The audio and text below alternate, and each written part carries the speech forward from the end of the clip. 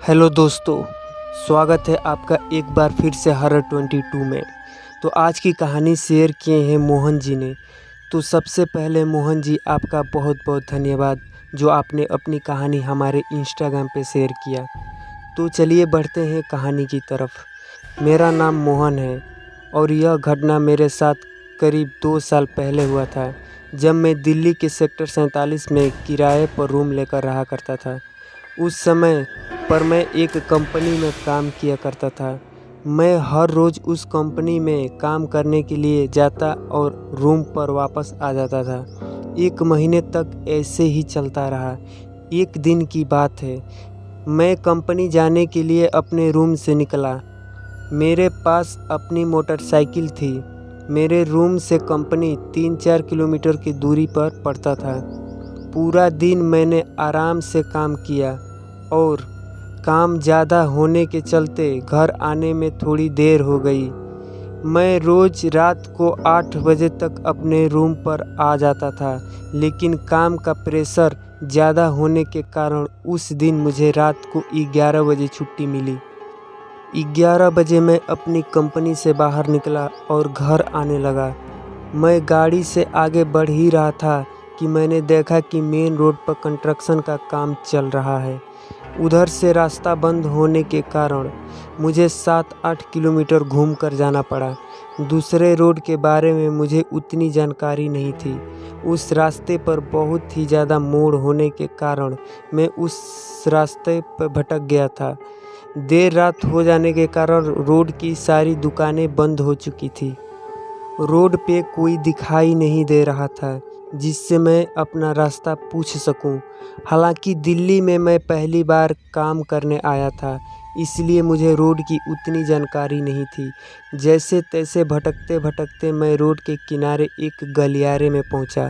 तभी मुझे एक सफ़ेद कपड़े में एक लड़की दिखी जो मुझसे लिफ्ट मांग रही थी।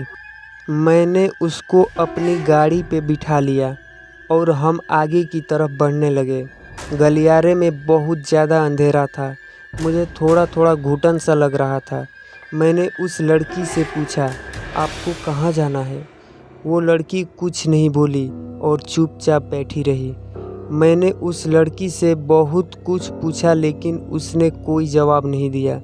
ऐसे ही घूमते घूमते मैं मेन रोड पे आ गया। फिर मैंने सोचा कि यहाँ से मेरा घर ज़्यादा दूरी पे नहीं है। मैं गाड़ी को रोकते हुए अपने पीछे बैठे लड़की को देखा और मैंने उससे पूछा, आपको कहाँ उतार दूँ?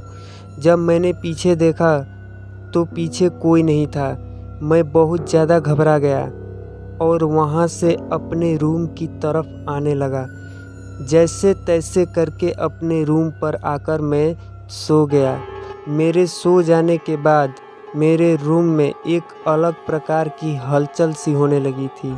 ज़्यादा थक जाने के कारण मैं सुबह तक सोया ही रह गया और सुबह उठकर जो मैंने देखा तो मेरी आंखें फटी की फटी रह गई।